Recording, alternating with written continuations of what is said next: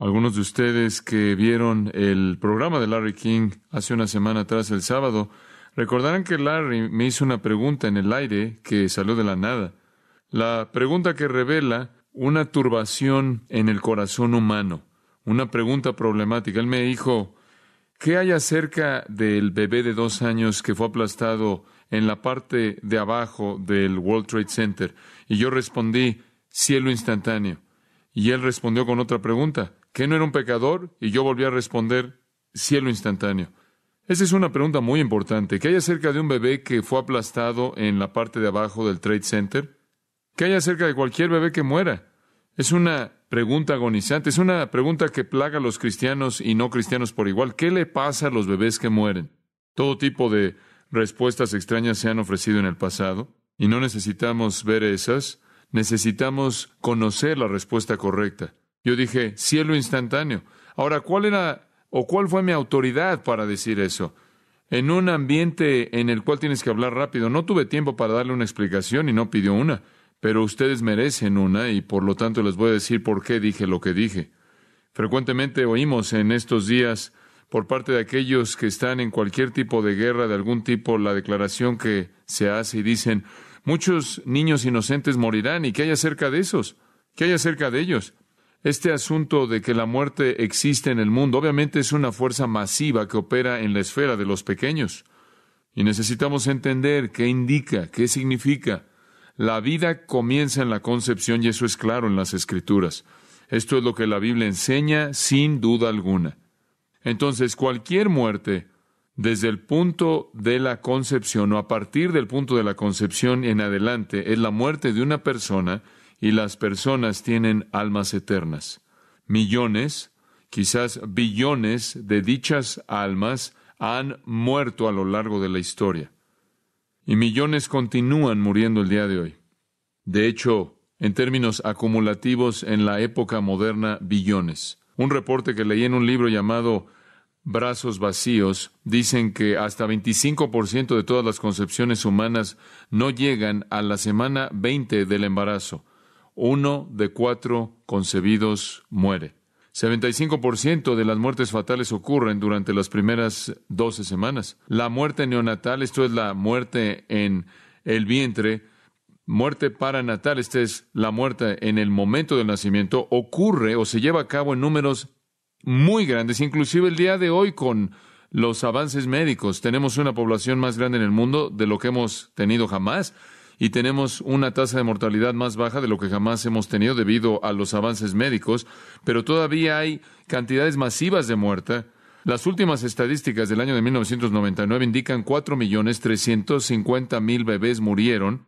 Está basada en información estadística y los estimados son que los números son tan bajos que de hecho pueden haber más bebés muertos que lo que esa estadística indica, hasta el doble, debido a que la mayoría de las pérdidas durante el embarazo quizás ni siquiera sean reportadas. Las tasas más altas de mortalidad infantil se encuentran en las naciones más pobres, más primitivas y al mismo tiempo las naciones más paganas, primordialmente en África y Asia.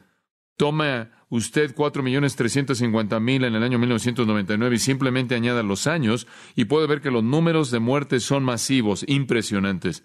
Estos son, como dije, almas eternas. Y la pregunta acerca de dónde están, entonces, tiene una importancia monumental.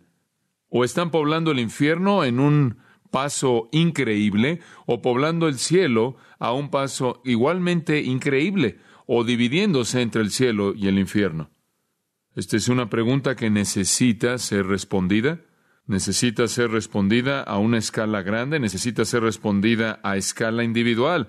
Un padre tiene el derecho de saber dónde está mi bebé, dónde está mi hijo, y dónde está ese hijo adulto mío cuya mente nunca se desarrolló y mentalmente todavía era un infante. La muerte de un solo bebé en una familia, la pérdida de uno en el vientre, la pérdida de un hijo en el nacimiento es significativa. Se hizo hace algunos años atrás un estudio que leí llamado Reacciones mentales ante la muerte paranatal y relató la reacción de los padres ante la pérdida de un bebé alrededor de la época o el tiempo del nacimiento. 60% de los padres que fueron encuestados estaban enojados. 50% de los hombres se sentían culpables y 90% de las mujeres sentían culpabilidad por la muerte de ese niño. 75% se veían irritables, 65 a 75% de los padres perdieron su apetito, 80-90% perdieron el sueño y 95 a 100% sintieron una tristeza profunda. Es importante entender que hay algunos impactos impresionantes de esto en la vida de los padres. Entonces, cuando usted lo ve de manera general, millones de estos pequeños muriendo, o lo ve a nivel individual y ve la tristeza y el dolor que trae a la vida de una familia, cualquiera de las dos perspectivas clama por una respuesta. La madre agonizante en Afganistán, en donde 150 bebés de 1,000 mueren, y por lo menos esas son las estadísticas que se reportan, y probablemente es el doble de eso. O la madre pobre, hambrienta en Angola, en donde se reporta que 200 de 1,000 mueren, y probablemente es el doble de eso. A ustedes aquí en nuestra congregación, quienes perdieron a un pequeño en el proceso, necesita haber una respuesta. Necesita haber una respuesta de Dios, necesita haber una respuesta de la palabra de Dios a esta realidad problemática de la muerte de los infantes. Y usted comienza a añadirlos, o a sumar los años, a sumar los millones, comienza a sumar los billones. La pregunta es, ¿dónde están? Se vuelve una pregunta muy importante. Y puede agregar a eso, creo yo, una indicación algo extraña en la Biblia de que Dios mismo reconoce, inclusive autoriza la muerte de algunos infantes. Por ejemplo, Isaías 13:16, cuando Dios llamó a juicio sobre Babilonia, dijo, sus pequeños también serán destrozados ante sus ojos. Cuando Dios llamó a Siria para que llevara a cabo una guerra de juicio contra Israel, él dijo en Isaías 13:16, sus pequeños serán hechos pedazos. Misma declaración. Lo mismo fue hecho de la guerra de Asiria en contra de Egipto en Nahum capítulo 3, versículo 10. Y lo que es sorprendente, el Salmo 137, 8 y 9 dicen, oh, hija de Babilonia, tú devastada, qué bendito será el que te repague con la recompensa con la que tú nos has pagado. Qué bendito, cuán bendito será el que tome y despedace a tus pequeños contra las peñas.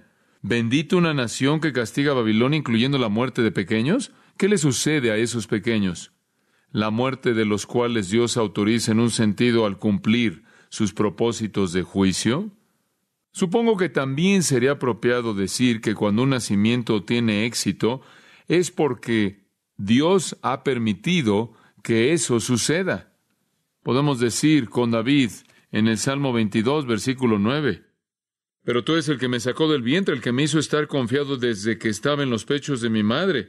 Sobre ti fui echado desde antes de nacer, desde el vientre de mi madre. Tú eres mi Dios. David reconoció que la vida vino de Dios y cuando esa vida sobrevivió el vientre y el nacimiento y de hecho comenzó a vivir, fue una vida que Dios había concedido que viviera.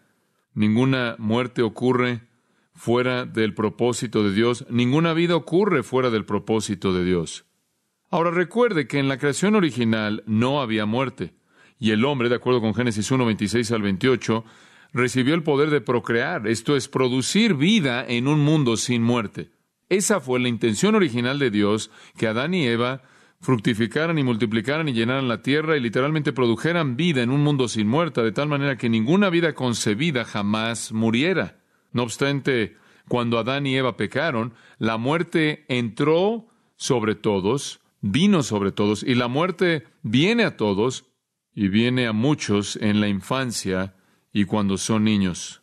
Supongo que sería una adivinanza apropiada decir que quizás la mitad de la gente que jamás fue concebida muere antes de que alcance algún nivel de madurez. Y de nuevo hago la pregunta, ¿cómo Dios trata con ellos? ¿Es confortante la respuesta? ¿Es alentadora la respuesta? ¿Tiene esperanza la respuesta o es desalentadora? ¿Se van instantáneamente al cielo? ¿Por qué dije eso? No soy el primero que trata de lidiar con esto, pero hay muchas personas que no están tratando con esto hoy. Estuve en un panel, en una conferencia grande con otros 3 pastores, y era un panel de preguntas y respuestas, y estaba sentado ahí con otros pastores muy honorables a quienes amo y respeto, y una de las preguntas vino de la audiencia y era, ¿qué le sucede a los bebés que mueren? Y empezaron con los primeros tres y la respuesta en cada caso fue, no sé, lo cual no es muy confortante. Y me coloca en una situación terrible porque cuando me tocó a mí, yo dije, se van al cielo, se van al cielo. Y traté de dar una explicación breve de por qué creo que eso es verdad. Pero pensé conforme mí hacia atrás, como lo he hecho en tantas ocasiones, ¿cómo puedes ser pastor y no tener una respuesta ante esta pregunta? Porque estás tratando con gente que constantemente enfrenta eso. Inclusive C.S. Lewis estuvo de acuerdo conmigo. Ahora no lo sabía. C.S. Lewis, en su maravilloso libro La Última Batalla, escribió acerca de un terrible accidente de tren, uno de esos terribles desastres que mataron a todos los niños en una familia. Y eso dio lugar a la pregunta, ¿qué hay acerca de esos niños? Como cualquier desastre, trae esa pregunta. Y esto es lo que él escribió. Y así como Dios habló, él ya no los veía como un león. Ustedes se acuerdan que él retrata a Dios como un león Aslan. Él dice, así como Dios habló, que ya no lo verían a él como un león, sino las cosas que comenzaron a suceder después de eso fueron tan grandes y maravillosas que no puedo escribirlas. Y para nosotros este es el fin de todas las historias y podemos decir con toda veracidad que vivieron felices después de eso. Pero para ellos fue solo el principio de la historia verdadera.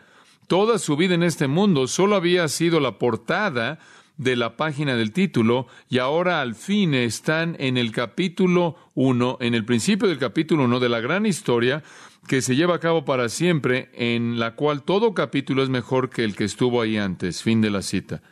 Ese es C.S. Lewis, el incomparable C.S. Lewis, diciendo que fueron llevados a la historia real. Ahora eso es prosa, lo sé, pero es verdad, ¿no es cierto? Es cierto, ¿no es cierto? Decirle a los padres que cuando los hijos mueren, viven felices para siempre. Creo que la palabra de Dios afirma la salvación de los pequeños que mueren. Un lugar en donde podemos comenzar es el Salmo 139. Salmo 139. Lo que voy a hacer el día de hoy es darles algo así de una mirada del Salmo 139. Después quiero hablar un poco de teología con ustedes y voy a ser tan preciso como pueda porque esto demanda precisión.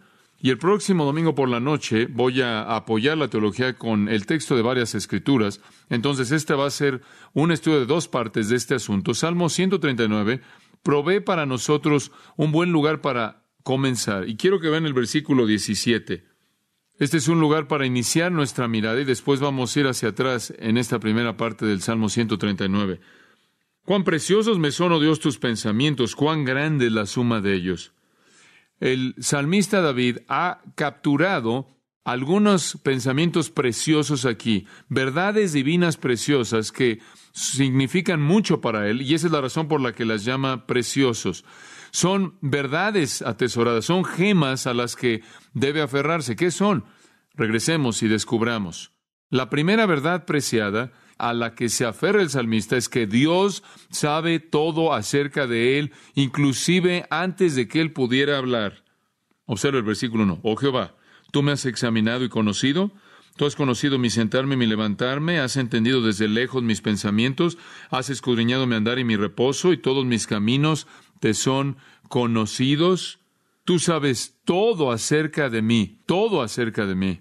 Tú me conoces, tú sabes cuando me siento, cuando me levanto. En otras palabras, tú conoces todo detalle de todo momento de mi vida diaria. Tú sabes lo que pienso. Tú conoces mi camino. Tú conoces cuando duermo. Tú conoces todo de manera íntima acerca de todos mis caminos y lo has conocido inclusive antes de que haya una palabra en mi lengua.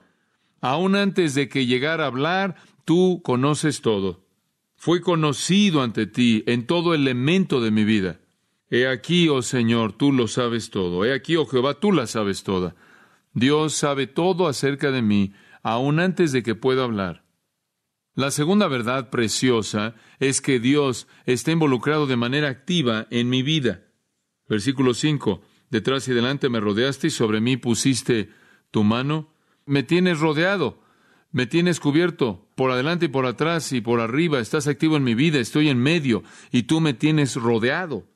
Versículo 6, él dice, tal conocimiento es demasiado maravilloso para mí, alto es, no lo puedo comprender.